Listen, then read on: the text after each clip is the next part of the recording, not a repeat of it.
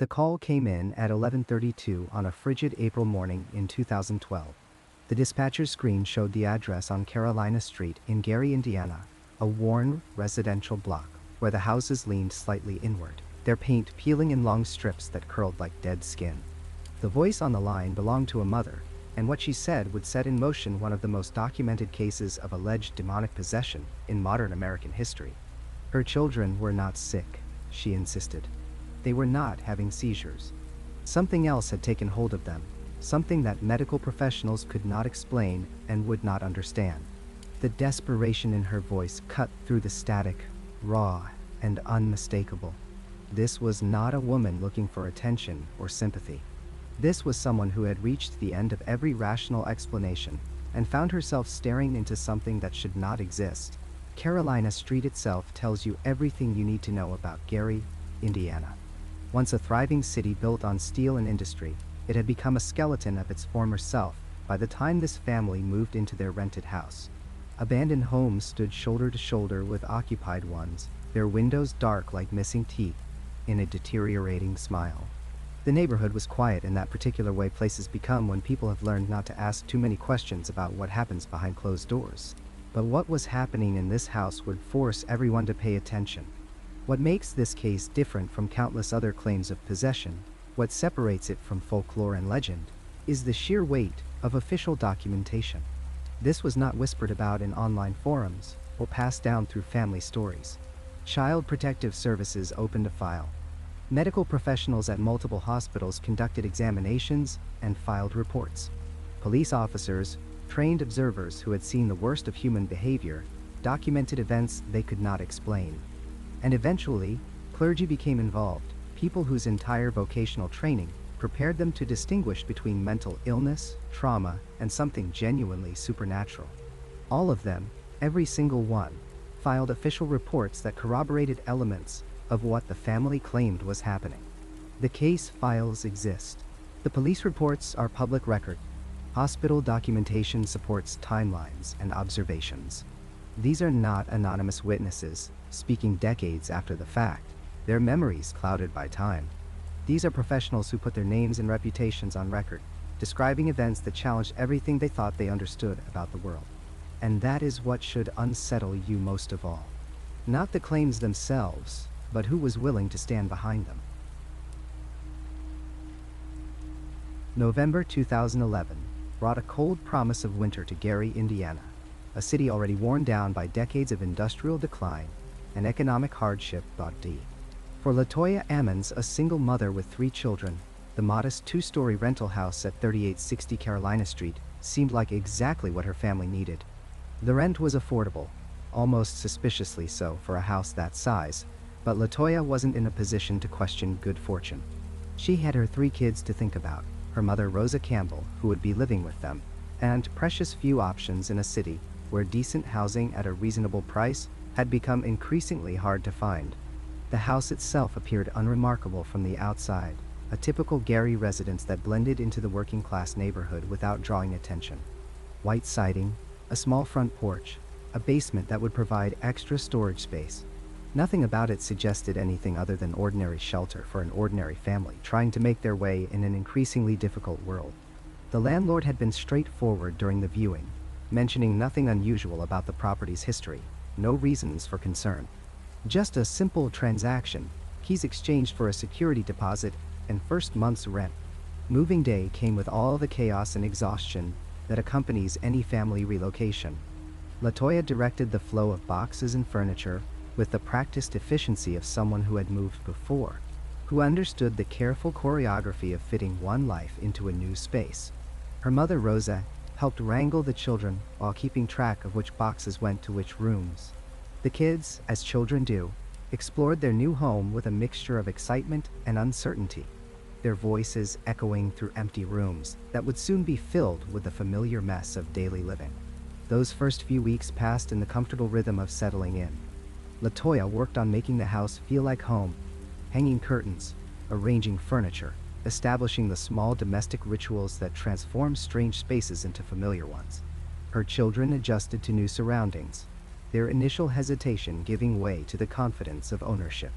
This was their house now, their rooms, their territory. Rosa claimed a bedroom on the first floor, grateful for space of her own while remaining close enough to help with her grandchildren. By all external measures, the Ammons family appeared utterly ordinary. LaToya worked hard to provide for her children, juggling the demanding responsibilities of single parenthood with the determination of someone who refused to let circumstances define her family's future. Rosa brought the steadying influence of a grandmother who had seen hardship before and knew how to weather difficult times. The children attended school, played, argued, and made noise in the universal language of childhood. They were, in every conceivable way, a normal family living a normal life in a normal house. But normalcy, as the Ammons family would soon discover, can be a fragile illusion. The first sign that something might be wrong came in December, just weeks after they had moved in. LaToya walked into the living room one afternoon and stopped, her attention caught by something she couldn't immediately process. Black flies, dozens of them, clustered on the windows and crawling across the walls. In winter, in Indiana, where temperatures had already dropped well below freezing and any reasonable insect should have been long dead or dormant. She stared at them for a moment, trying to make sense of what she was seeing, then grabbed a fly swatter and went to work. The flies kept coming back.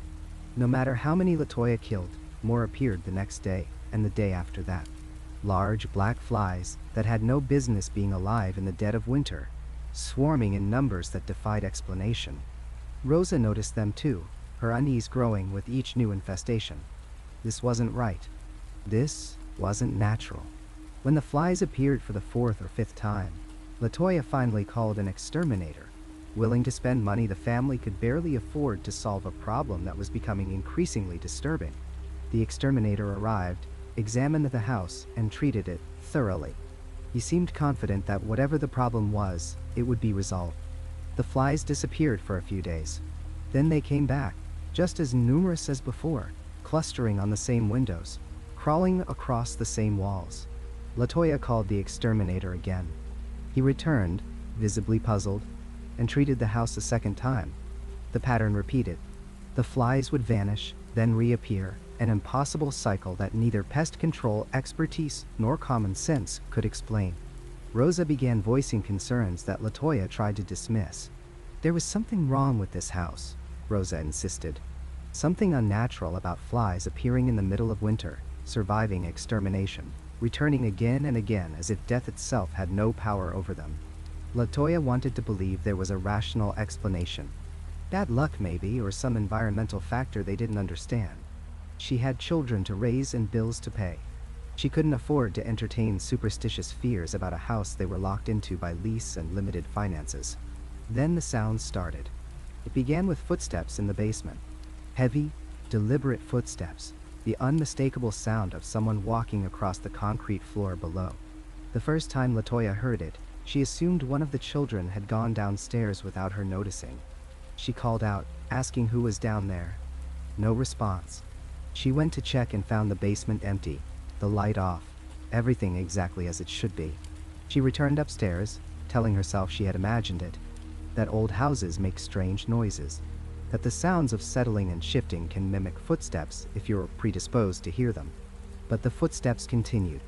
Rosa heard them too, during the day when LaToya was at work and the children were at school. Distinct, measured steps, walking from one end of the basement to the other, then stopping.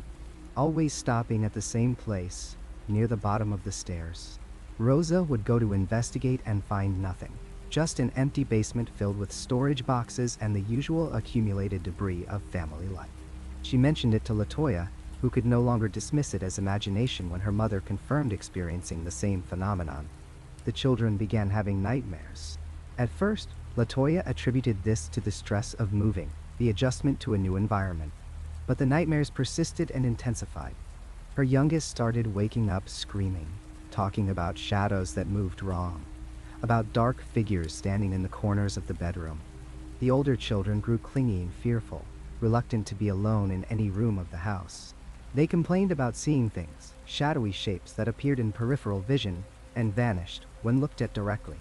Rosa's unease transformed into genuine fear. She had raised children, had lived through enough to distinguish between childish imagination and something more troubling. The way her grandchildren described these figures, The consistency of their accounts, the terror in their voices, all of it pointed to experiences that couldn't be easily dismissed as bad dreams or overactive imaginations. She tried talking to Latoya about it, urging her daughter to consider that maybe, just maybe, they needed to take seriously the possibility that something was very wrong with this house. Latoya resisted. She had to resist. Where would they go? How could she afford to break the lease and move again so soon? What would she tell the landlord? That her children were seeing shadows and they were hearing footsteps in an empty basement? She would sound insane. More importantly, she would sound like someone looking for an excuse to break a rental agreement, and that could have legal and financial consequences she couldn't afford. So she tried to hold the line against the growing tide of strangeness, tried to maintain the fiction that everything was fine, that they were just experiencing the normal adjustment period of settling into a new home. The flies continued their impossible cycle of death and resurrection. The footsteps in the basement became so common that the family almost got used to them, the way people living near train tracks eventually stopped noticing the rumble of passing engines. Almost, but not quite. Because there's a difference between ambient noise and the sound of footsteps, and some part of the human brain refuses to completely accept the presence of footsteps when you know, absolutely know, that no one is there to make them. Then came the night that shattered any remaining illusion of normalcy. It was late, well past midnight. The children were asleep in their rooms upstairs. Latoya and Rosa were both in the living room, not quite ready for bed, both of them on edge in a way they couldn't fully articulate. The house was quiet, that particular deep silence that settles over residential neighborhoods in the small hours of the morning. They heard the footsteps in the basement, but this time, the footsteps didn't stop at the usual place. This time, they continued. Latoya and Rosa looked at each other, fear passing between them in a single glance. They listened as the footsteps crossed the basement floor, clear and distinct and impossibly real. Then the footsteps began climbing the stairs. 1 step, 2 steps, 3, wow. Slow and deliberate, each footfall heavy and unmistakable. Not the settling of a house. Not pipes or wind or any of the dozen rational explanations people offer for strange sounds in old buildings. These were footsteps, the sound of someone or something climbing the basement stairs toward them. 4 steps, 5, 6, getting closer. Rosa grabbed Latoya's arm, her grip tight with terror. Neither woman moved. They sat frozen, listening to those impossible footsteps ascending toward the door that separated the basement from the rest of the house. Everyone was accounted for. The children were asleep upstairs. Latoya and Rosa were right here in the living room. There was no one else. There couldn't be anyone else. And yet the footsteps continued. 7, 8, 9. Way. Almost at the top now, almost at the door. Latoya's heart hammered in her chest. She wanted to run, wanted to grab her mother and children and flee into the night, but her body wouldn't respond to the commands of her panicked mind. She could only sit and listen as something that should not exist climbed stairs toward them in the dark. Then the footsteps stopped, just stopped, right at the top of the stairs, on the other side of the basement door. Latoya and Rosa stared at that door, waiting for it to open, waiting for whatever was making those sounds to reveal itself. The silence stretched out, seconds feeling like hours. Nothing happened. The door remained closed. Whatever was on the other side made no further sound. They sat awake until dawn, neither woman willing to move, to sleep, to do anything but watch that door and listen for any sign that the footsteps might resume. But the house remained silent, as if it too was waiting, biding its time, building toward something that the Ammons family could not yet imagine. December 2011 arrived with a cold that settled deep into the bones of the Ammons household on Carolina Street. The family had endured strange occurrences for months, but nothing could have prepared them for what was about to unfold. The previous weeks had brought footsteps in the night, shadows that moved with purpose, and a presence that seemed to grow stronger with each passing day. But when December came, something fundamental shifted in that house. The phenomena stopped being merely frightening and became something far more sinister. Something that would transform 3 children into vessels for forces that no one could explain. Latoya Ammons had noticed changes in her children's behavior throughout the fall. Small things at first.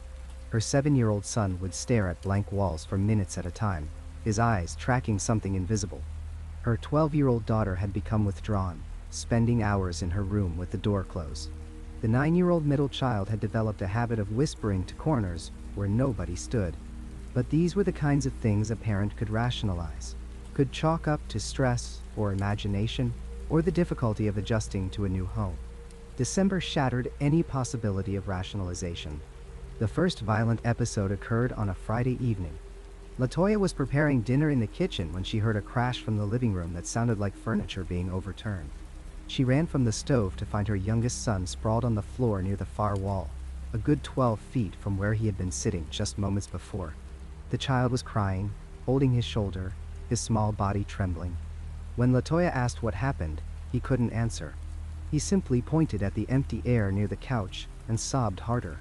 Rosa Campbell, LaToya's mother, had been staying at the house more frequently as the phenomena intensified. She was a woman of deep faith, someone who had attended church every Sunday for more than 40 years, and she did not believe in coincidences or accidents. When her daughter called her that evening to describe what had happened to her grandson, Rosa decided it was time to see things for herself. She arrived at the Carolina Street house the next morning with her Bible and her rosary, determined to be a witness to whatever was plaguing her family. She did not have to wait long. That very night, Rosa Campbell witnessed something that would haunt her for the rest of her life. The family had gathered in the living room, trying to maintain some semblance of normalcy by watching television together. The youngest boy was sitting on the floor, playing with small toy cars. Rosa was in the armchair nearest to him, her position giving her a clear view of the child and the space around him. Without warning, the boy's body jerked backward, as if pulled by invisible hands. Rosa watched in absolute horror as her grandson was lifted into the air, his feet leaving the ground, his arms flailing. For a moment that seemed to stretch into eternity, the child hung suspended 3 feet above the carpet. Then, with tremendous force, he was thrown sideways into the wall. The impact was sickeningly loud. The boy's small body hit the plaster with enough force to leave a mark, and he crumpled to the floor in a heap. Rosa leaped from her chair, her heart hammering so hard she thought it might burst from her chest. LaToya was already rushing to her son, scooping him up, checking for injuries. The child was conscious but dazed, a red mark blooming on his shoulder where he had struck the wall. But what terrified Rosa most was not the violence of the throw. It was the absolute certainty of what she had witnessed. No one had touched the boy. No one had been near him. He had been lifted and thrown by something that had no physical form. The household erupted into chaos. LaToya was screaming, demanding to know what was happening to her babies. Rosa was praying aloud, her voice shaking as she recited the Lord's Prayer. The other 2 children had retreated to a corner, their faces pale with fear. And then, in the midst of the confusion, something even more disturbing occurred. The youngest boy, still in his mother's arms, began to laugh, but it was not a child's laugh. The sound that came from his throat was deep and guttural, a rumbling bass that no 7-year-old should be capable of producing. LaToya nearly dropped her son in shock. The child's eyes had changed, the pupils dilating until they appeared completely black. His mouth was twisted into a smile that looked wrong on his young face, too knowing, too cruel. When he spoke, the voice that emerged was not his own. It was something ancient and mocking, speaking words that Rosa would later refuse to repeat. The child's grandmother grabbed her rosary and pressed it against the boy's forehead. The reaction was immediate and violent.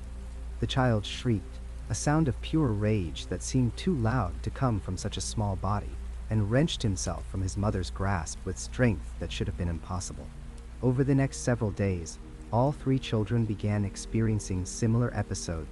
They would be normal one moment, laughing or playing or doing homework, and then something would shift.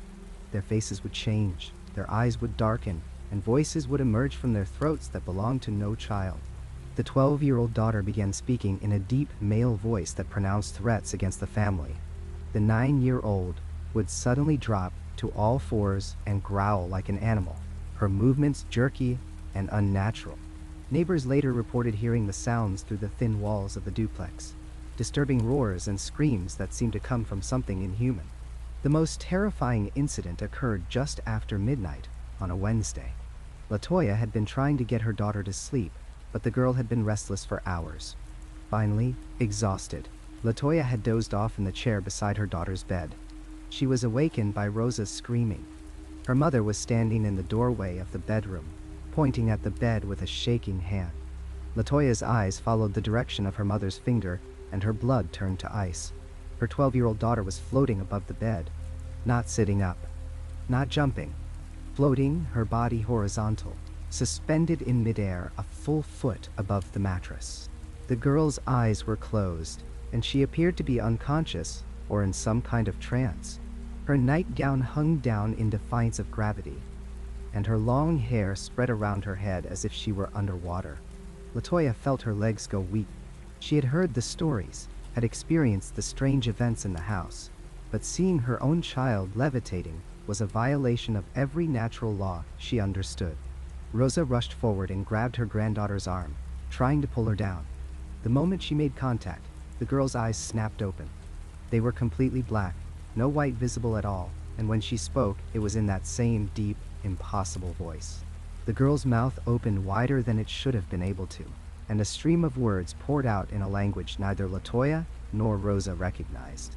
The sound of it made Rosa's ears hurt, made her teeth ache, made her want to run from the room. But she held on to her granddaughter, praying loudly, begging God to release this child from whatever had taken hold of her. After what felt like an eternity but was probably only 30 seconds, the girl's body went limp and dropped back onto the bed. She immediately curled into a ball, sobbing, calling for her mother.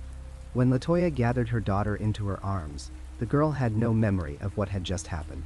She remembered lying down to sleep and nothing more. The black had faded from her eyes, leaving them their normal brown, but Rosa and LaToya knew what they had seen.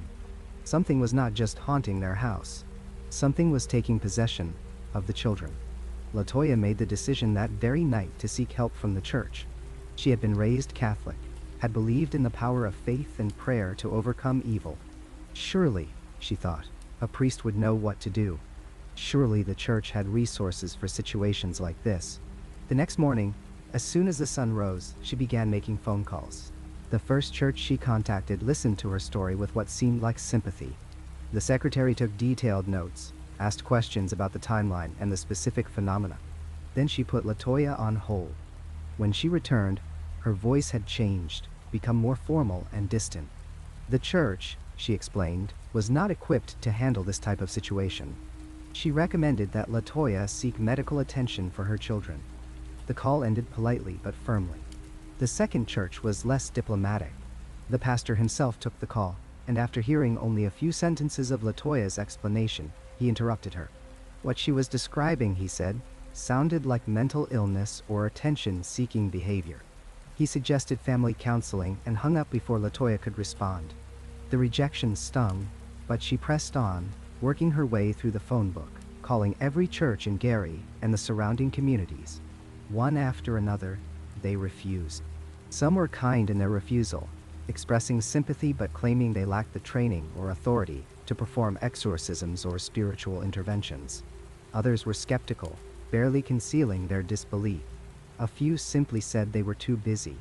One pastor told LaToya that what she was describing was impossible, that such things did not happen in the modern world, and that she should be ashamed for making up stories about her own children. By the end of the week, LaToya had contacted more than a dozen churches. Not one agreed to help. The refusals forced LaToya to consider another possibility that she had been avoiding. What if this was not spiritual at all? What if there was something medically wrong with her children that was causing these behaviors? Perhaps they had been exposed to some kind of toxin in the old house. Perhaps there was a neurological condition that could explain the voices, the violence, the strange episodes. She made appointments with pediatricians, determined to find answers even if the church would not provide them. The medical examinations began in mid-December. The first doctor saw the youngest boy, conducting a thorough physical examination that included blood work, neurological tests, and a comprehensive review of his medical history. The results came back completely normal. The child was healthy, well-nourished, showing no signs of physical trauma or illness. The doctor noted some minor bruising, consistent with what the mother had described about the boy being thrown. But there was nothing to explain why such incidents would occur. The daughter underwent an even more extensive evaluation. Given the severity of what the family described, the doctor ordered brain scans, looking for tumors or abnormalities that might cause seizures or altered states of consciousness. They tested her for epilepsy, for various metabolic disorders, for exposure to heavy metals or other environmental toxin. Every single test came back negative. The 12-year-old girl was, according to medical science, perfectly healthy. There was no physical reason for her to levitate, to speak in voices not her own, to experience episodes of apparent possession. The middle child's examination yielded the same frustrating results. Normal vital signs, normal reflexes, normal cognitive function. The doctor asked questions about stress at home, about diet and sleep patterns, about any recent traumatic events. LaToya answered honestly, describing the phenomena in the house, hoping the doctor might have some explanation. Instead, she received only sympathetic looks and a recommendation for psychiatric evaluation. The doctor clearly thought the problem was psychological rather than physical, but even that theory had holes. All three children experiencing the same delusion. At the same time? With physical manifestations that multiple witnesses could observe? The medical reports when LaToya finally received copies were both a relief and a source of deeper terror. Relief because her children were not sick, not dying from some undiagnosed disease. Terror because it meant there was no medical explanation for what was happening. The doctors had found nothing wrong, which meant that the phenomena were real, were genuinely paranormal, were beyond the reach of science to explain or treat. As December wore on and Christmas approached, the episodes intensified. The children would have good days where they seemed completely normal, playing and laughing as they always had. But then night would fall, and the house would change. The temperature would drop suddenly, making breath visible in the air despite the heater running. The children's eyes would go dark. The voices would emerge. Objects would move on their own, flying across rooms with deadly accuracy. LaToya found herself sleeping in shifts with her mother, neither of them willing to leave the children unguarded. The desperation in the household became palpable. LaToya had exhausted the conventional options. The churches would not help. The doctors could find nothing wrong. She was a single mother trying to protect her children from an enemy she could not see, could not fight, could not understand. Rosa watched her daughters spiral into exhaustion and fear, watched her grandchildren transform into vessels for something evil, and felt her own faith being tested in ways she had never imagined. The family had entered a nightmare with no clear end, trapped in a house with forces that grew bolder and more violent with each passing day. And December was not yet over.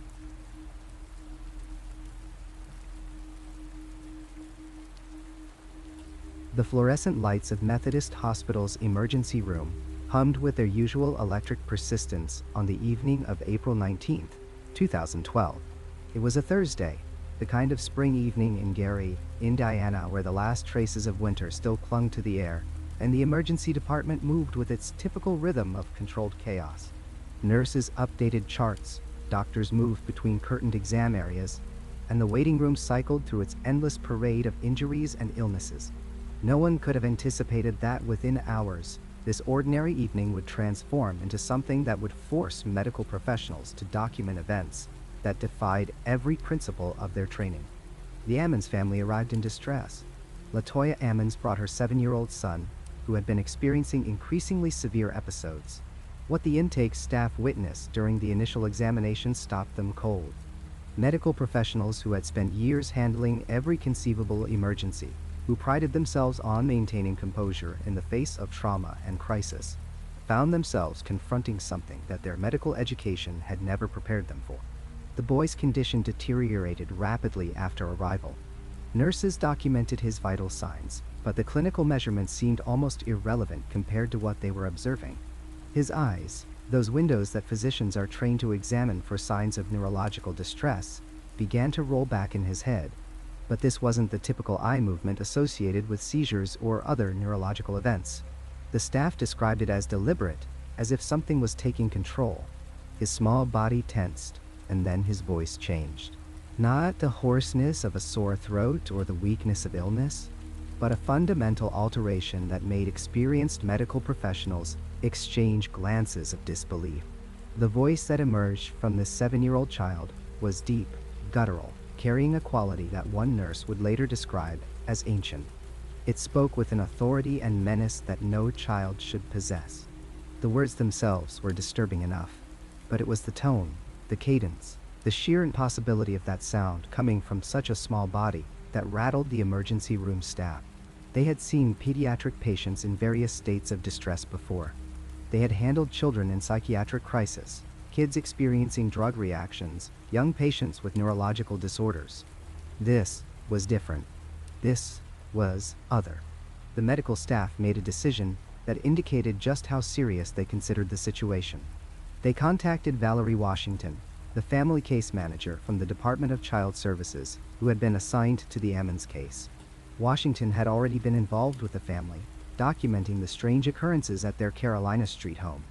She had heard the reports, read the statements, but hearing about events and witnessing them firsthand exist in entirely different categories of experience. When she received the call from Methodist Hospital, she had no idea she was about to cross that threshold. But before Washington arrived, the hospital staff made another call, one that speaks volumes about how they were interpreting what they were witnessing. They contacted the hospital chaplain. In modern medical practice, chaplains are typically called for end-of-life situations, to provide comfort to families facing tragedy, or to offer spiritual support during times of emotional crisis. They are not generally summoned to exam rooms to address what should be medical issues. Yet the staff at Methodist Hospital that night believed they needed spiritual intervention for what they were observing. The chaplain arrived and entered the exam room where the young boy continued his disturbing episode. According to witnesses, the chaplain attempted to pray. He stood near the child's bedside, invoking divine protection, speaking words of faith that had presumably brought comfort in countless other hospital situations. But this time, something went wrong. The details of exactly what happened remain somewhat unclear in official reports, protected perhaps by privacy or by the simple inadequacy of language to describe certain experiences. What is documented is the result. The chaplain stopped praying, abruptly, and then he left. Not just the room, but the emergency department entirely. Medical staff reported that the chaplain appeared shaken, visibly disturbed by whatever had transpired during his brief time in that exam room. A hospital chaplain, someone trained to provide spiritual comfort in the darkest moments of human suffering, someone who had likely attended to dying patients and grieving families, had encountered something that drove him from the building. His immediate departure sent a clear message to everyone in the emergency department. Whatever was happening with this child existed beyond the scope of conventional spiritual intervention. Valerie Washington arrived at the hospital shortly after the chaplain's hasty exit. As a Department of Child Services family case manager, Washington had investigated countless cases of child welfare concerns. She had seen abuse, neglect, domestic violence, substance abuse. She approached her work with professional skepticism born from years of experience. People made claims. People exaggerated. People sometimes fabricated stories. Her job required her to distinguish between genuine concerns and misunderstandings, to separate fact from fiction, to protect children while respecting the rights of families.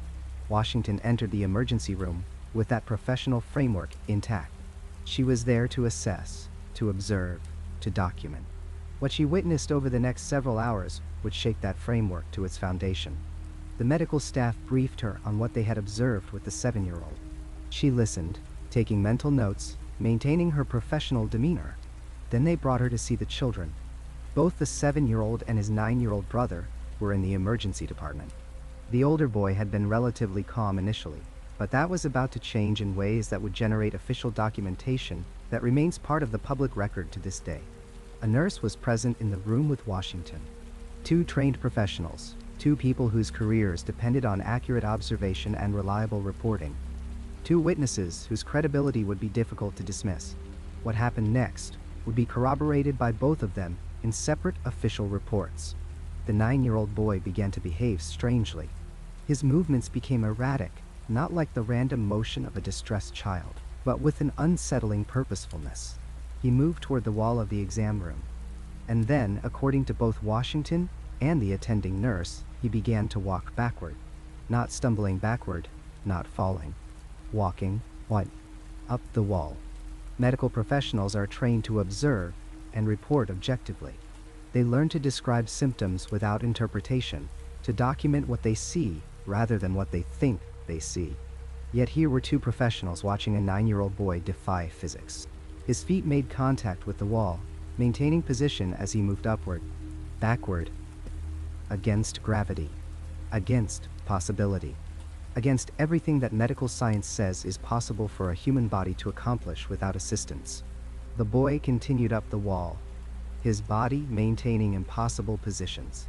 And then, at the top, near where the wall met the ceiling, he flipped over. Witnesses described his grandmother catching him, preventing him from crashing to the floor. The entire event lasted seconds, but those seconds would echo through official channels for years to come. Washington and the nurse stood frozen, their professional composure shattered by what they had just witnessed. This wasn't a story someone told them. This wasn't a second-hand account or a rumor passed along. They had watched it happen with their own eyes, in a well-lit hospital exam room, while standing just feet away from the child. There was no darkness to create illusions, no distance to allow misperception, no drugs or alcohol to impair their judgment. Just two sober professionals watching a child do something that should not be possible. The psychological aftermath was immediate. Washington would later tell police that she was so terrified by what she witnessed that she fled the room. A family case manager, someone trained to maintain composure in difficult situations, ran from the emergency room in fear. The nurse, equally disturbed, remained behind to continue caring for the children. But the impact of what she had seen was evident in her demeanor, and would be reflected in her subsequent documentation. Both Washington and the nurse filed official reports. These weren't casual mentions or informal notes. These were formal documents submitted through their respective professional channels. Washington's report went to the Department of Child Services. The nurse's report became part of the hospital's medical records. Both described the wall-walking incident. Both documented something that their professional training said should not exist. The hospital staff, now dealing with a situation that had clearly moved beyond conventional medical territory, ordered psychological evaluations for the children.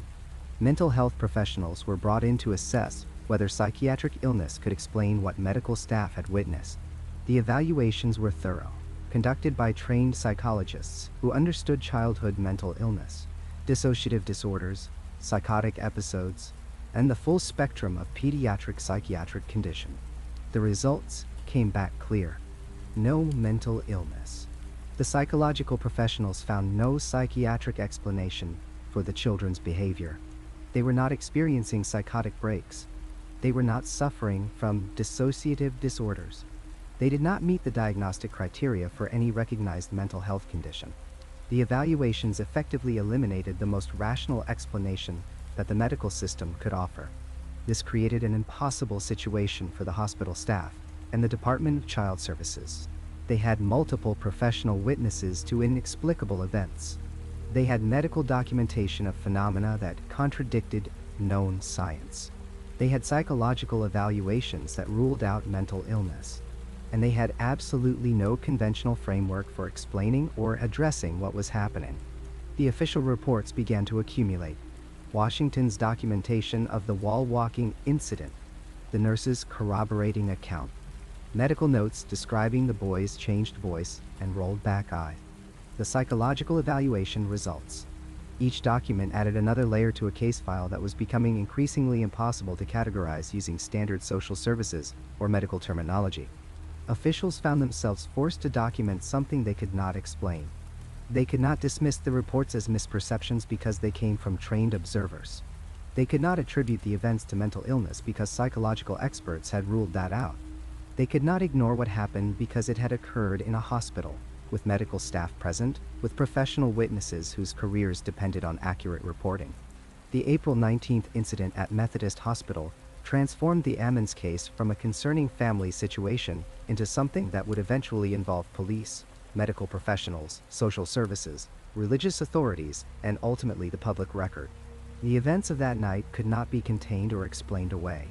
They existed now in official documentation, witnessed by people whose professional credibility was beyond question. As word of the hospital incidents spread through professional channels in Gary, Indiana, the impossible had become documented fact, and no one knew what to do about it. Captain Charles Austin had been a police officer in Gary, Indiana for over 20 years by the time he received the dispatch about Carolina Street. He'd seen domestic disturbances, drug-related hallucinations, mental health crises, and more than his fair share of people claiming to see things that weren't there. When the call came through about alleged demonic activity at the Ammons residence, Austin listened to the details with the kind of weary skepticism that comes from 2 decades of separating fact from fiction. He expected to find either a family in the midst of a mental health crisis, or perhaps something even more mundane, like carbon monoxide poisoning causing shared hallucinations. What he never expected was that this case would fundamentally challenge everything he thought he knew about the boundaries between the explainable and the impossible. Austin's initial approach was methodical and professional. He began by gathering every piece of official documentation related to the family. The Department of Child Services reports were extensive, detailing the bizarre observations made by social workers and case managers. The medical records from the hospital visits painted a troubling picture, describing symptoms that doctors couldn't adequately explain. He interviewed nurses who had witnessed the children walking backward up walls, their eyes rolling back until only the whites showed. These were trained medical professionals, people who dealt with pediatric emergencies regularly, and yet their statements contained descriptions that belonged in horror films rather than clinical reports. The captain sat down with each family member separately, employing the same interview techniques he'd used countless times in criminal investigation. He watched for inconsistencies, for signs of rehearsed stories or coordinated deception. Instead, what he found was a family exhausted by their ordeal, relieved that someone in authority was finally taking them seriously. LaToya Ammons described the progression of events with remarkable clarity, from the initial swarms of flies to the increasingly violent phenomena that had driven them from their home. Her mother, Rosa Campbell, provided corroborating details with the kind of specificity that's difficult to fabricate. The children, when interviewed, demonstrated a genuine fear that Austin recognized as authentic. In his years on the force, he'd developed an instinct for when people were lying, and these interviews didn't trigger any of those warning signs. What struck Austin most forcefully during these preliminary interviews was the consistency across unrelated witnesses. The DCS workers, the medical staff, the family members, even the landlord who had visited the property, all described similar phenomena despite having no opportunity to coordinate their stories. The details aligned too perfectly to be fabricated, yet they defied everything Austin's rational mind wanted to accept as possible. Against his better judgment, Austin decided he needed to visit the house himself. He'd been to thousands of crime scenes and locations of reported disturbances throughout his career. This was just another address, he told himself. Just another case that would ultimately have a logical explanation. He brought standard police recording equipment, intending to document the scene as he would any investigation. His handheld radio was fully charged, his digital voice recorder was loaded with a fresh memory card, and he carried a department-issued camera for photographing evidence. He was prepared for everything except what actually happened. The moment Austin stepped through the front door of the Carolina Street house, he felt something change. The air itself seemed different, heavier somehow, pressing against his skin with an almost physical weight. He'd been in abandoned buildings, crime scenes with decomposing bodies, and meth labs with toxic fumes, but this was unlike any of those experiences. This was something else entirely, something that made the hair on the back of his neck stand up and his instincts scream at him to leave. He began his documentation in the basement, where much of the reported activity had allegedly occurred. Austin spoke into his digital recorder, noting the date, time, and location as he always did. He described the layout of the basement, the dampness of the concrete walls, the inadequate lighting.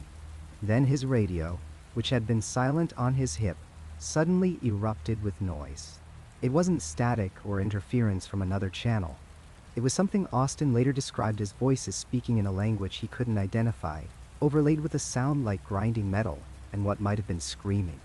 He grabbed the radio, checked the channel, confirmed it was set to the frequency it should be. The sounds continued for nearly 30 seconds before cutting off as abruptly as they'd begun. Austin's training told him to document everything, so he raised his camera to photograph the basement. Through the viewfinder, he could see the space clearly, but when he pressed the shutter button, nothing happened. He checked the battery, confirmed it was fully charged, tried again. The camera was completely unresponsive. He pulled out his backup phone to use its camera instead. The phone's screen flickered, displayed a series of symbols he'd never seen before, then shut down completely, despite having had a full charge moments earlier. The captain felt the first stirrings of genuine unease. Equipment malfunctions happen, of course, but not like this. Not everything at once. Not devices that had been working perfectly moments before.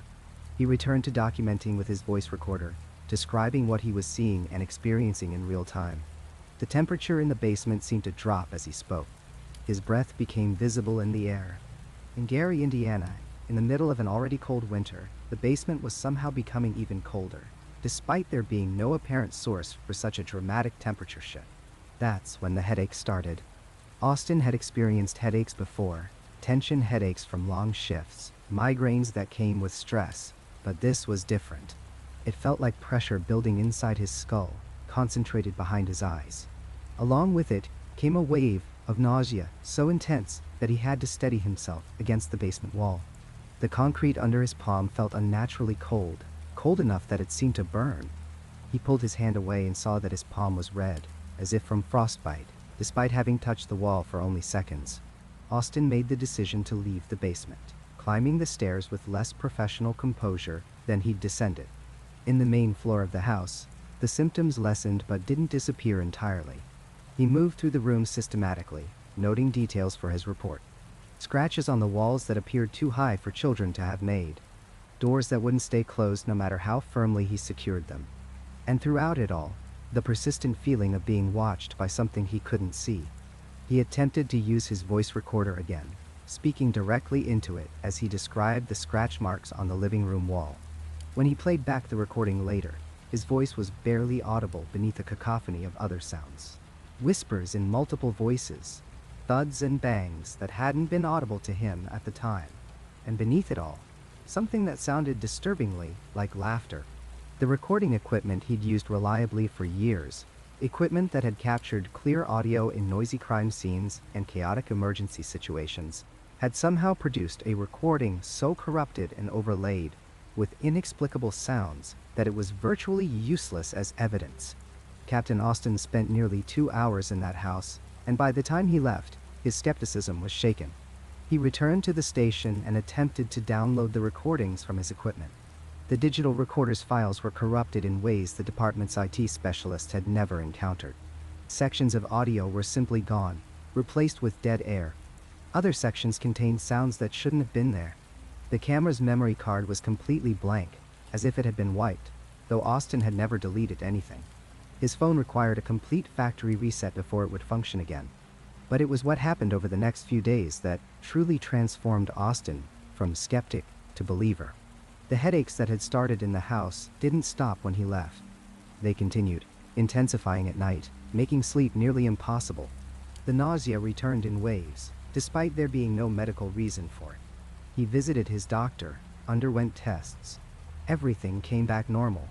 There was no physiological explanation for his symptoms. Austin began compiling his official police report, and this is where his professional obligation collided with his personal experience. How does a police captain with 2 decades of service write a report documenting phenomena that shouldn't exist? He started with the facts he could verify. The witness statements were documented. The DCS reports were official records. The medical observations were in the hospital files.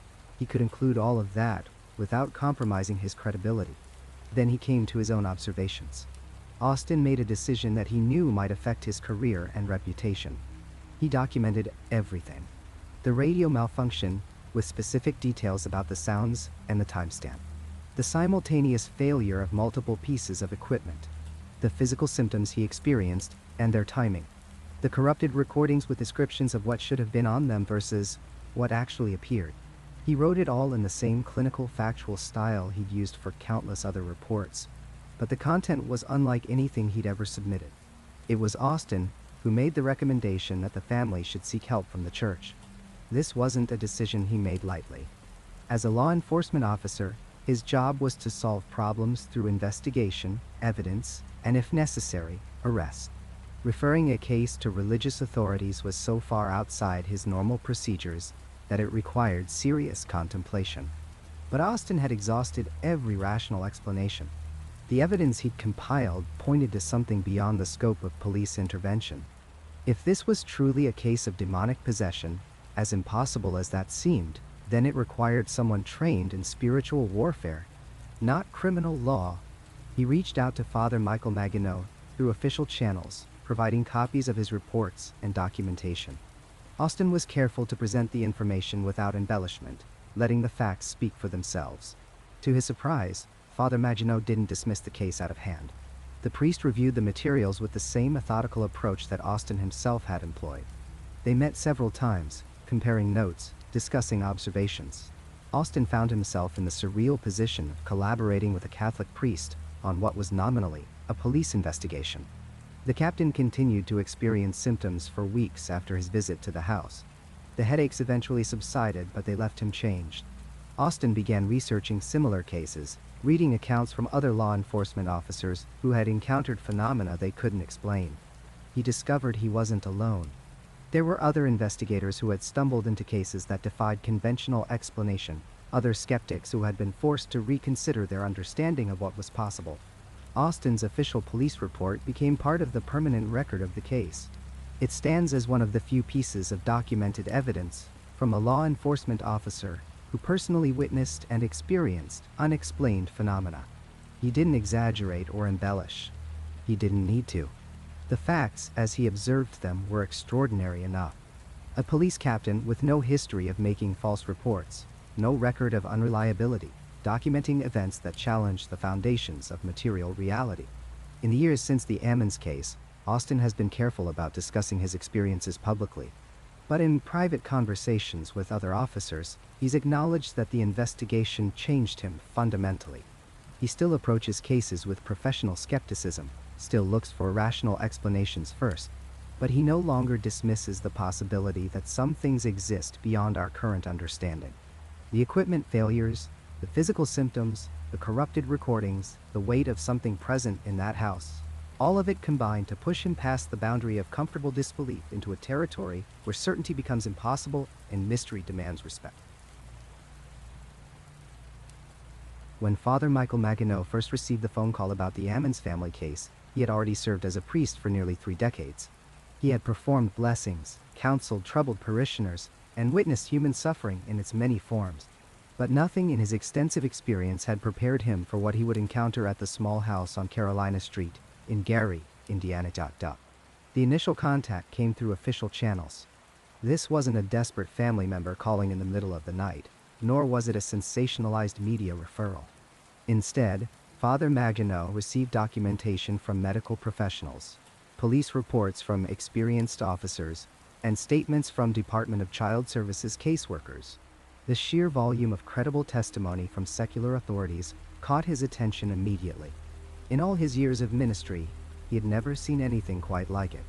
Typically, cases that seemed supernatural had rational explanations that revealed themselves upon closer examination. Medical conditions, mental health crises, or simple misunderstandings usually accounted for what families perceived as demonic activity. But the Ammons case was different from the start. Before agreeing to perform any formal ritual, Father Maginot did what any responsible priest would do. He investigated thoroughly. He reviewed the medical records that documented the children's bizarre behaviors at the hospital. He read the police reports detailing officers' first-hand observations of phenomena they couldn't explain. He spoke at length with family case manager Valerie Washington, whose professional credibility was beyond question.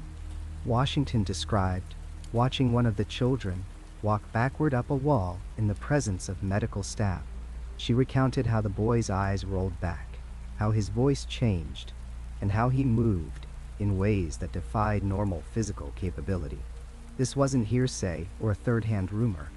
This was a trained professional with years of experience putting her reputation on the line to testify about what she had witnessed with her own eyes. Father Maginot also interviewed members of the Ammons family extensively. Latoya Ammons struck him as sincere, exhausted, and genuinely frightened. She wasn't seeking attention or attempting to profit from her family's suffering. She simply wanted it to N. Her mother, Rosa Campbell, provided consistent testimony that aligned with the documented timeline of events.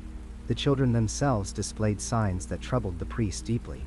Their accounts of shadowy figures, violent attacks during the night, and periods of missing time wore the hallmarks of genuine spiritual oppression. After weeks of investigation, Father Maginot made his recommendation to the Catholic diocese.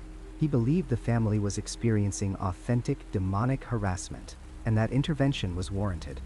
The diocese reviewed his findings, examined the supporting documentation, and granted permission for him to proceed. This approval was significant. The Catholic Church does not authorize exorcisms lightly. There are protocols, requirements, and extensive vetting processes designed to ensure that medical and psychological causes have been ruled out. The diocese's willingness to sanction formal exorcism rituals indicated that church authorities took the evidence seriously. Father Maginot decided to begin with a blessing of the house itself. This would be a preliminary measure, less intensive than a full exorcism but often effective in cases of minor spiritual disturbance. He arrived at the Carolina Street property on a gray afternoon, carrying holy water, blessed salt, and his ritual book. The house appeared unremarkable from the outside, just another aging rental property in a struggling neighborhood.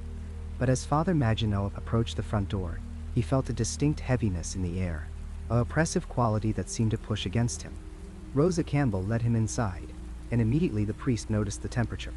Despite it being a mild day outside, the interior of the house felt unnaturally cold. His breath didn't quite mist in the air, but the chill penetrated deeper than normal cold, settling into his bones. The house smelled of mildew and something else, something faintly rotten that he couldn't quite identify. Father Maginot began the blessing in the living room, sprinkling holy water and reciting prayers of protection. Almost immediately, the atmosphere in the house seemed to change. The air grew heavier, more oppressive. He moved from room to room, blessing doorways and windows, anointing walls with holy oil. As he entered the children's bedroom upstairs, the reactions intensified. The holy water seemed to hiss as it touched certain surfaces. Shadows in the corners appeared to deepen and shift, though no light source had changed. Father Maginot continued his prayers, his voice steady despite the growing sense of presence around him. Then, the violence began. A crucifix hanging on the wall suddenly flew across the room, missing the priest's head by inches. Furniture began to shake. The temperature dropped so dramatically that Father Maginot could now see his breath clearly. He heard voices, indistinct at first, then growing louder. They seemed to come from everywhere and nowhere, words he couldn't quite make out, but whose malevolent intent was unmistakable. Objects fell from shelves. Doors slammed throughout the house. The blessed salt he had spread across the threshold of the bedroom, scattered, as if swept aside by invisible hands. Father Maginot recognized these reactions for what they were. The blessing wasn't failing. Rather, it was provoking a response that confirmed his suspicions. Whatever infested this house was powerful, and it was making its presence known. He completed the blessing ritual despite the disturbances, his training and faith keeping him focused, even as the phenomena intensified around him. The violent reaction to a simple house blessing convinced Father Maginot that more aggressive intervention was necessary. He returned to the diocese with his report and requested permission to perform formal exorcisms, not just on the house, but on Latoya Ammons herself. The church granted this permission, and Father Maginot prepared for what would become a series of 3 separate exorcism rituals conducted over several months. The first exorcism took place in a church setting, away from the house on Carolina Street.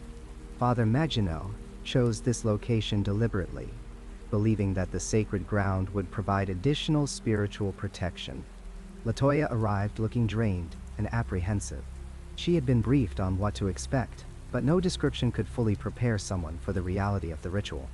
As Father Maginot began the formal prayers of exorcism, Latoya's demeanor changed almost immediately. Her face contorted into expressions that seemed alien to her natural features. Her voice dropped to a guttural growl that no human throat should produce. She spoke in languages she had never studied, including what Father Maginot recognized as Latin. The entities speaking through her demonstrated knowledge of private details about the priest's life, information Latoya had no way of knowing. This is a common hallmark of genuine possession, This preternatural knowledge that the afflicted person couldn't possibly have acquired through normal means. During this first exorcism, LaToya displayed superhuman strength. It took multiple people to restrain her in the chair as she thrashed and fought against the prayers. She hissed and spat. Her eyes rolled back until only the whites showed.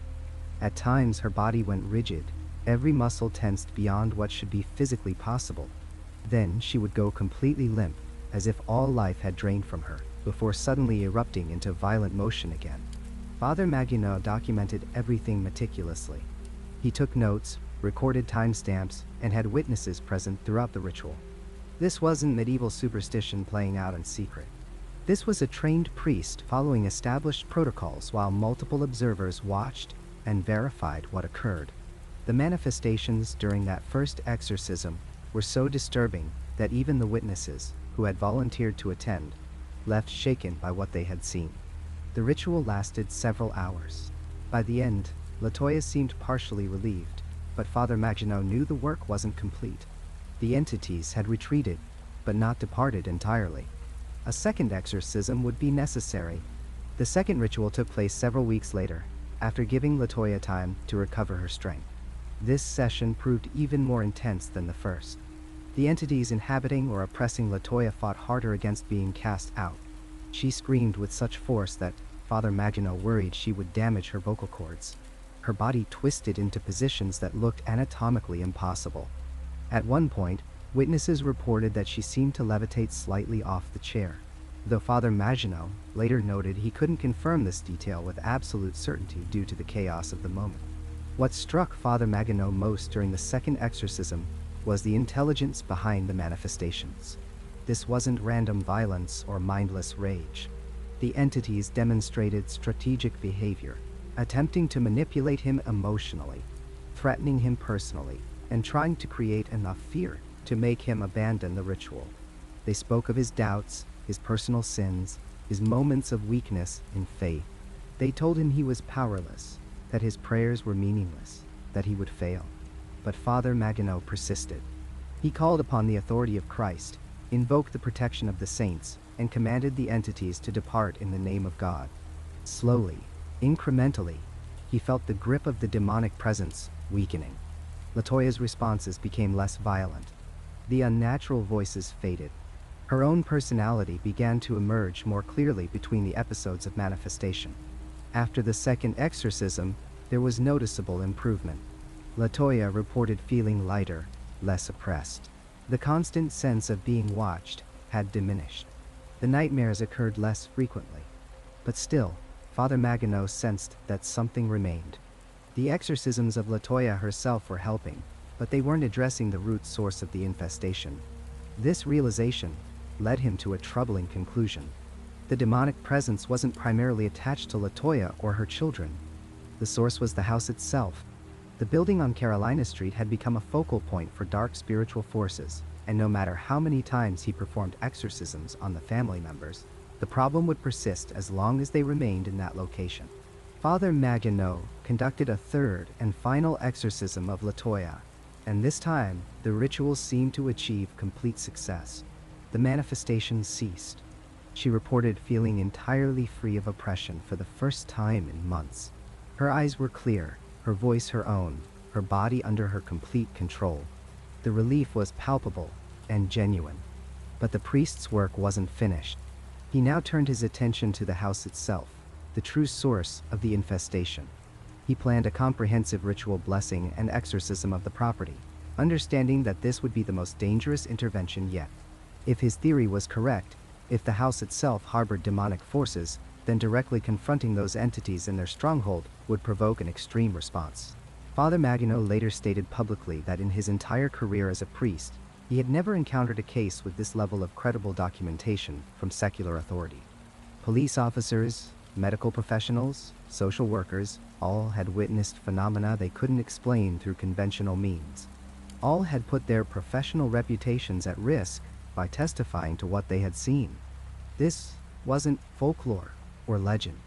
This was documented, witnessed, and verified by people whose careers depended on credibility and rational judgment. The case troubled him precisely because it was so well documented. It challenged comfortable assumptions about the nature of reality, about the boundaries between the material and spiritual realms. Father Maginot was a man of faith, but he was also educated and rational. He didn't see demonic activity in every shadow or blame the devil for every misfortune. He understood psychology, he respected science, and he knew that most supposed hauntings had prosaic explanations. But the Ammons case defied those explanations. The evidence was too substantial, the witnesses too credible, the manifestations too consistent, and too extreme to dismiss. Something genuinely evil had afflicted this family, and that evil seemed to emanate from a specific physical location. The house on Carolina Street had become more than just a building. It had become a portal, a gateway through which dark forces could enter and torment the living. As Father Maginot prepared for the final confrontation with whatever dwelled in that house, he knew he was stepping into spiritual warfare of the most serious kind. The preliminary blessing had shown him the violence these entities were capable of unleashing. The exorcisms of Latoya had revealed their intelligence and malevolence. Now he would face them directly, in the place they had claimed as their own, and attempt to cleanse it once and for all. The Latoya Ammons house stood empty for 2 years after the family fled in terror.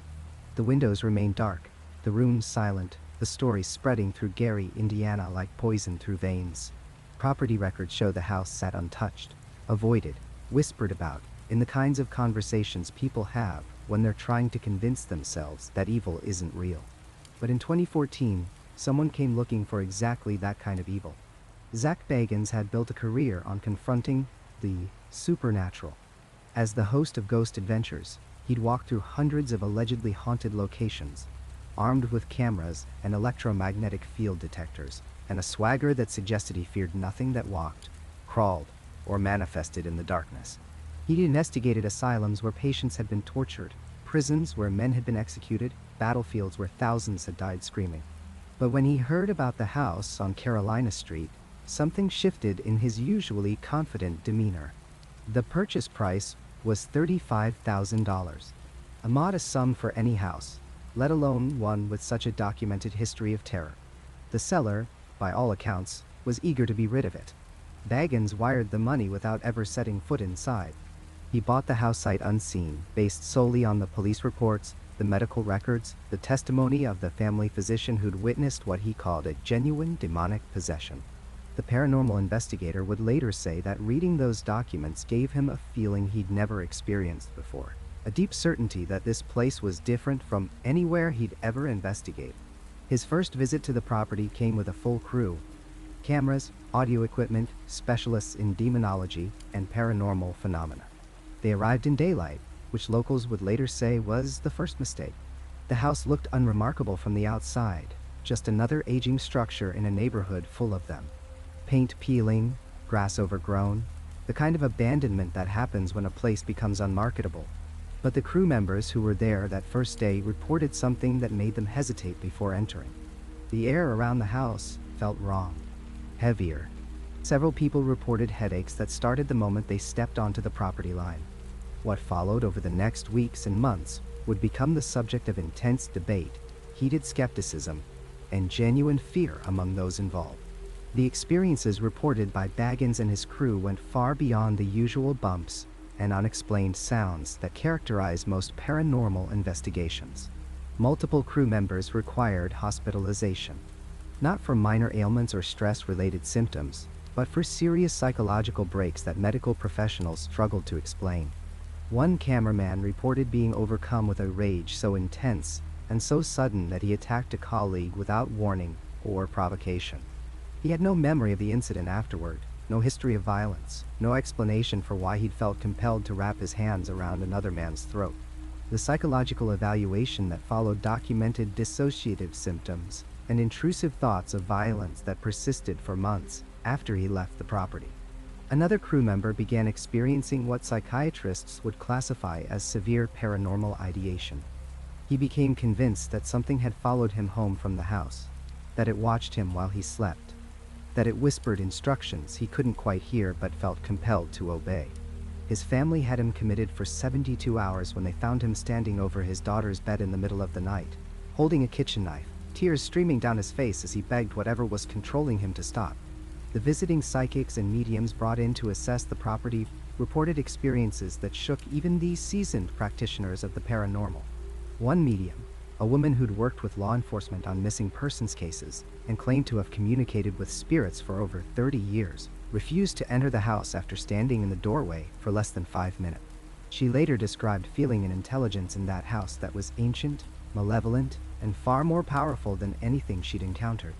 She used a word that would come up again and again in discussions about the property: hungry.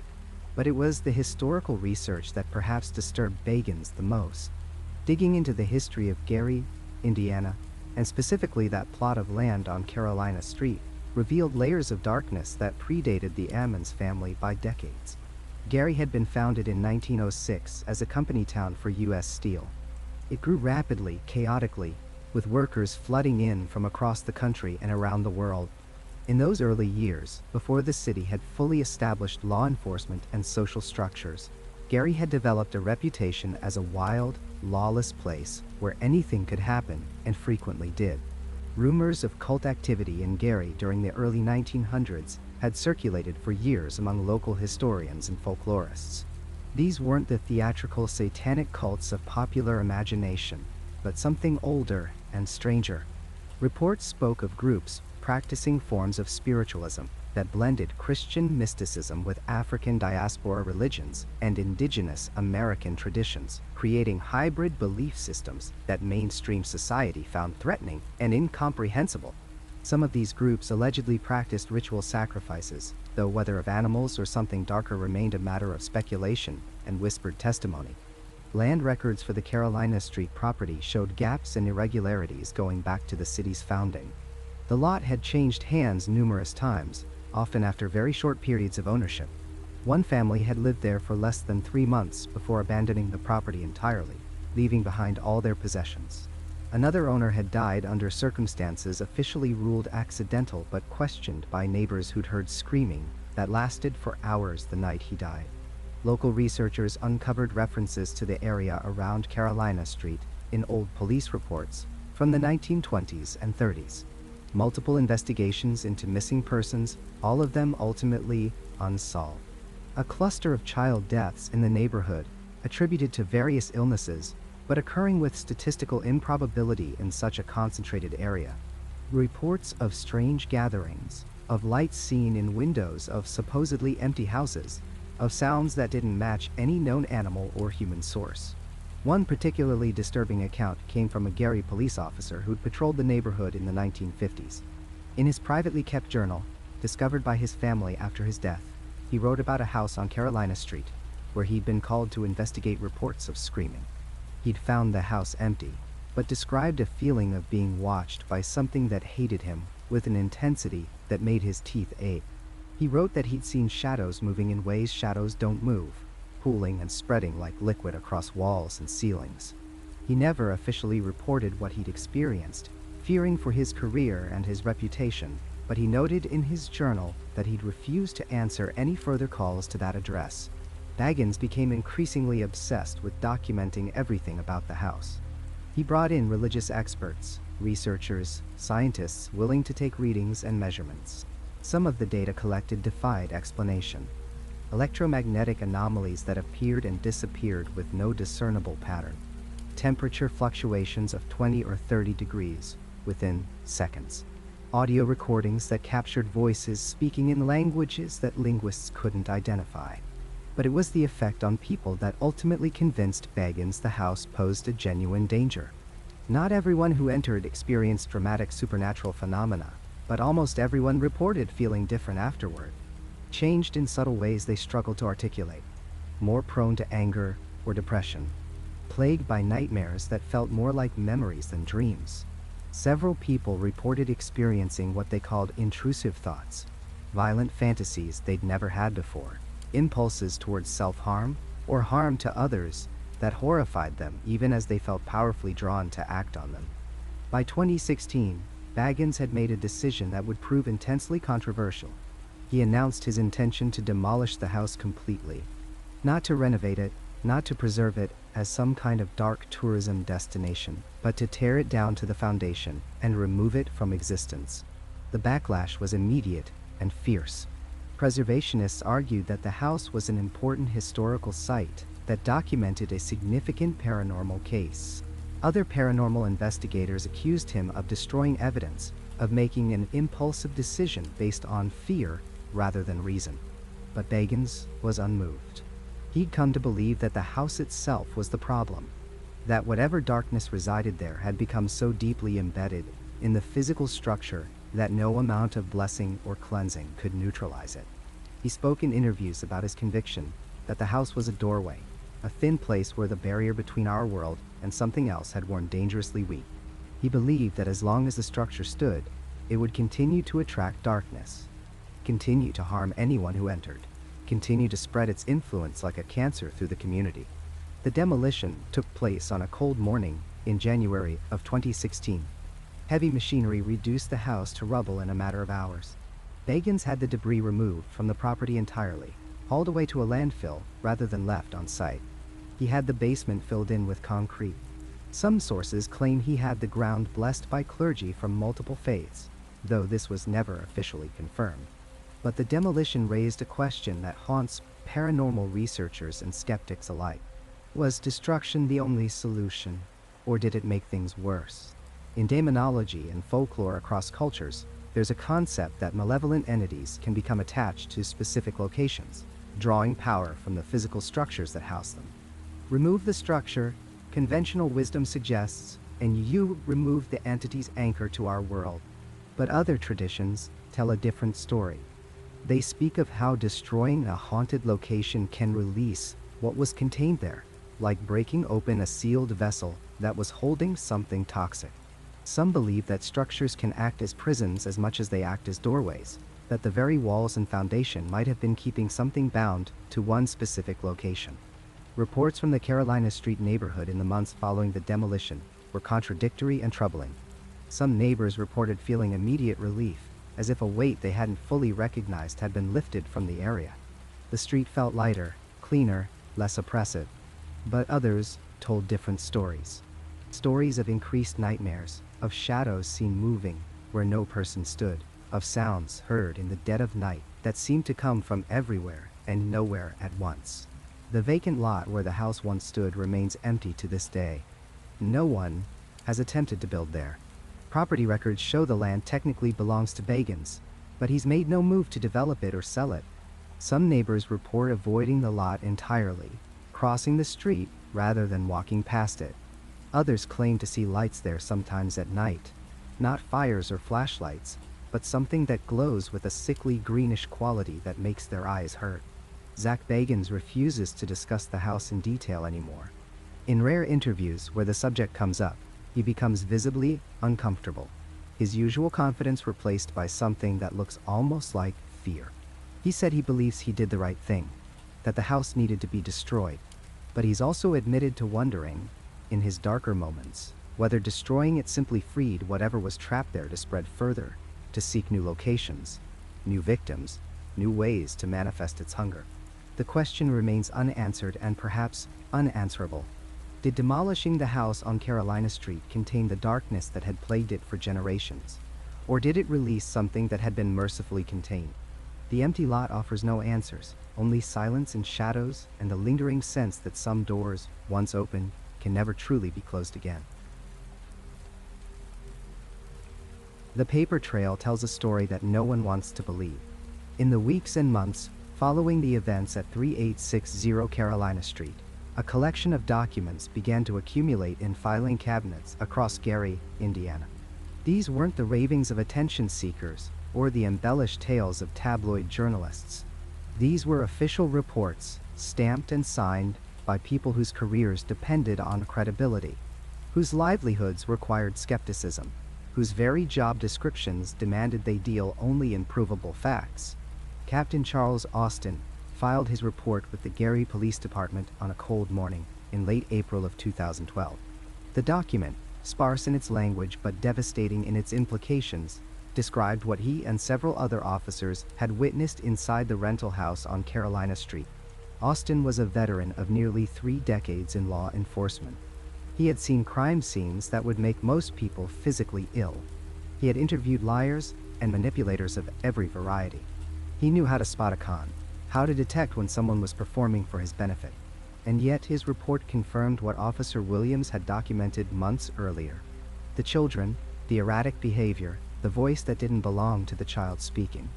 Austin put his name on that report knowing full well what it might cost him. The Department of Child Services files painted an equally disturbing picture. Valerie Washington, the case manager assigned to investigate the family, had built her career on protecting children from harm. She had removed kids from homes filled with drug paraphernalia, from situations of obvious abuse and neglect. She was trained to recognize when parents coached their children, when symptoms were fabricated, when a situation was being staged. Her medical history included no psychological issues, no history of suggestibility or flights of fancy. She was, by all accounts, a grounded professional doing difficult work in challenging circumstances. Washington's documentation of the hospital visit remains one of the most compelling pieces of evidence in the entire case. She described the boy walking backward up the wall in the presence of a physician and multiple hospital staff members. She didn't use vague language or hedge her description. She stated what she saw with the clarity of someone who knew that her report would be scrutinized, questioned, and potentially used to discredit her professional judgment. She filed it anyway. Dr. Jeffrey Onyukwu's medical records add another layer of credibility to the impossible. As the attending physician that day, he had every reason to find a rational explanation for what was happening. Medical professionals are trained to diagnose, based on symptoms, to find the physical or psychological cause for unusual behavior. Possession by demonic entities does not appear in the Diagnostic and Statistical Manual of Mental Disorders, and yet Onyukwu's notes reference what he witnessed. He didn't make a formal diagnosis of supernatural activity, but he didn't deny what multiple people in that room saw either.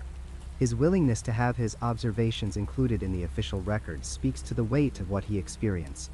The psychological evaluations ordered by the court found the children to be physically healthy. No drugs in their systems. No signs of being coached or manipulated. The psychiatrists and psychologists who examined them couldn't find a medical explanation for the behaviors that had been documented by police, social workers, and medical staff. The children weren't schizophrenic. They weren't suffering from a shared psychotic disorder.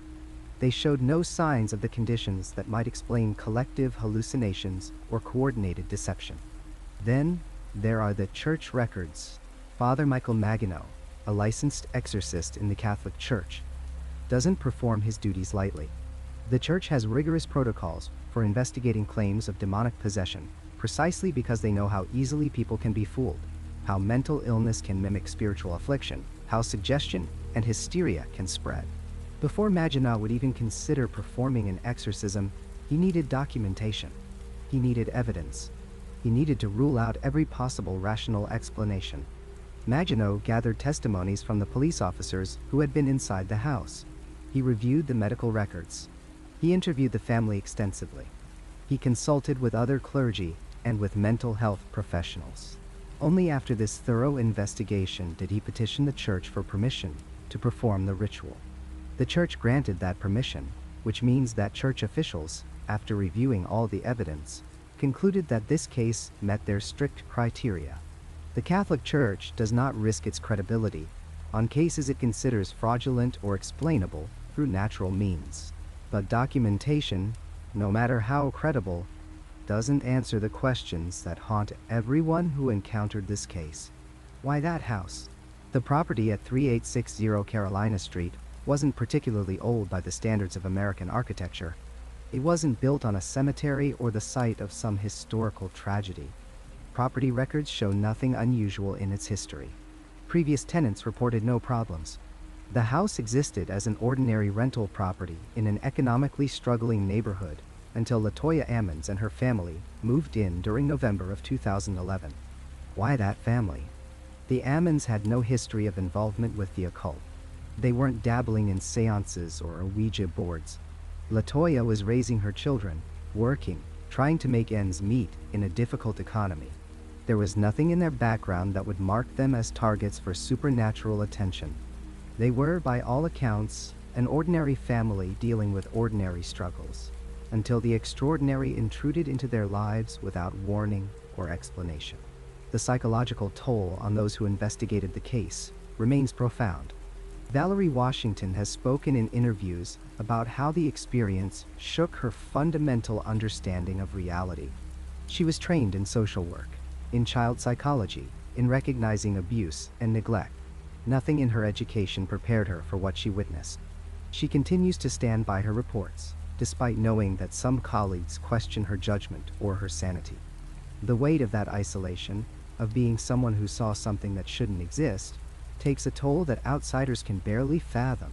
Captain Austin retired from the police force not long after the events at Carolina Street. Those who knew him say he seemed changed by the experience, more withdrawn, less willing to discuss certain cases.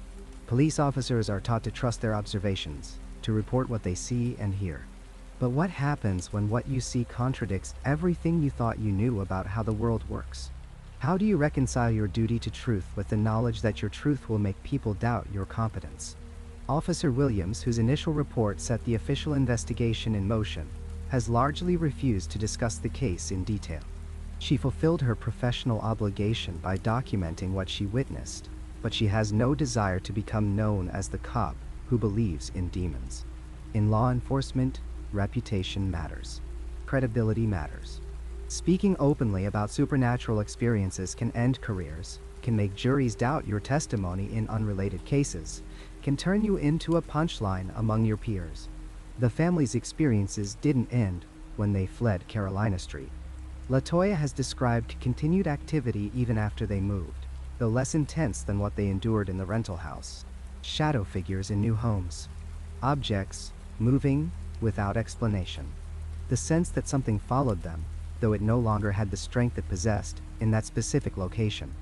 Leaving the house helped, but it didn't completely sever whatever connection had been formed. The most haunting physical evidence of the case might be what remains at the original address. 3860 Carolina Street is now an empty lot. The house was demolished in January of 2016. Zak Bagans, the host of a paranormal investigation show, had purchased the property after the story gained national attention. He documented his own experiences inside the house, then made the decision to have it torn down. He claimed he wanted to end whatever was happening there, to prevent anyone else from experiencing what the Ammons family had endured. But here's what makes that empty lot so compelling as evidence. Gary, Indiana has a severe housing shortage. The city has been economically devastated, with abandoned properties throughout its neighborhoods. Affordable housing is desperately needed. That lot on Carolina Street sits in a neighborhood where people are looking for places to live, where developers could build something new, where the land has value. And yet, years after the demolition, nothing has been built there. The lot remains vacant. No construction crews have broken ground. No developer has purchased the land to put up new housing. In a city desperate for development, for any sign of economic renewal, this particular piece of property sits empty and unused. Local residents avoid walking past the lot after dark. Some cross the street rather than pass directly by where the house once stood. There are no official reports of activity on the empty land, but there are whispers. Stories of people who feel watched when they pass by, of pets that refuse to walk near the property, of a lingering heaviness in the air that has nothing to do with Gary's industrial pollution. The official documentation of the Carolina Street case represents something unprecedented in modern American supernatural investigation. We have police reports filed by decorated officers. We have medical records signed by licensed physicians. We have child services documentation from trained social workers. We have church records from clergy authorized to investigate these exact types of claims. Each of these individuals risked their professional reputation to document what they witnessed. These aren't people predisposed to believe in the paranormal. They're not ghost hunters seeking evidence to confirm their existing beliefs. They're professionals who encountered something that didn't fit into their understanding of reality. And they documented it anyway, because their commitment to truth outweighed their concern for how others might judge them. The unanswered questions multiply the deeper you dig into the official record. If this was a hoax, it required the complicity or deception of police officers, medical professionals, social workers, psychiatrists, clergy members, and multiple independent witnesses. It required children to maintain a complex performance under intense scrutiny from trained observers.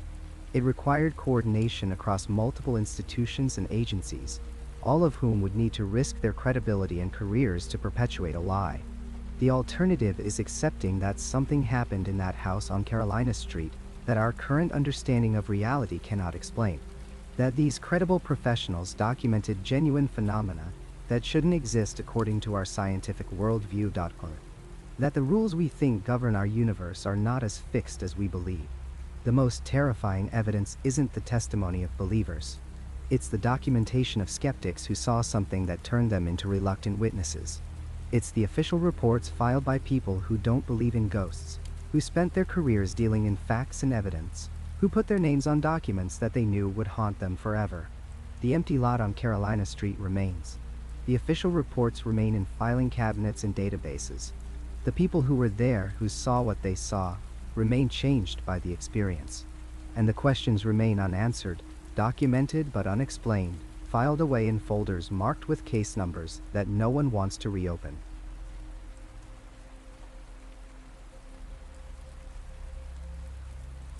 That's where this journey ends for tonight. What? If you made it all the way here, subscribe and hit the bell for more long-form stories like this. Check out the videos on screen for more right now. Drop your own experiences in the comments below.